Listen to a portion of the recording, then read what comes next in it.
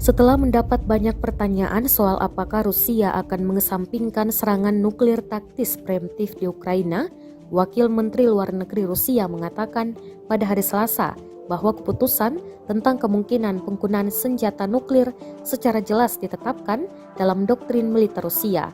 Hal itu disampaikan oleh Alexander Grushko, seperti dikutip oleh kantor berita negara RIA.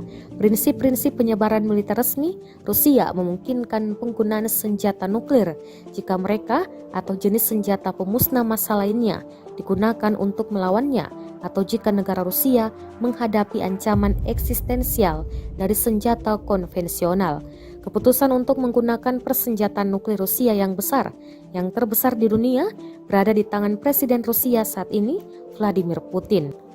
Invasi Rusia telah menewaskan ribuan orang, membuat hampir 10 juta orang mengungsi dan menimbulkan kekhawatiran akan konfrontasi yang lebih luas antara Rusia dan Amerika Serikat.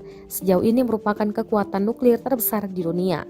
Direktur Badan Intelijen Pusat Amerika Serikat, William Burns, mengatakan pada hari Sabtu bahwa Putin yakin dia tidak boleh kalah di Ukraina dan memperingatkan bahwa Barat tidak dapat mengabaikan risiko penggunaan senjata nuklir taktis oleh Moskow. Terima kasih sudah nonton.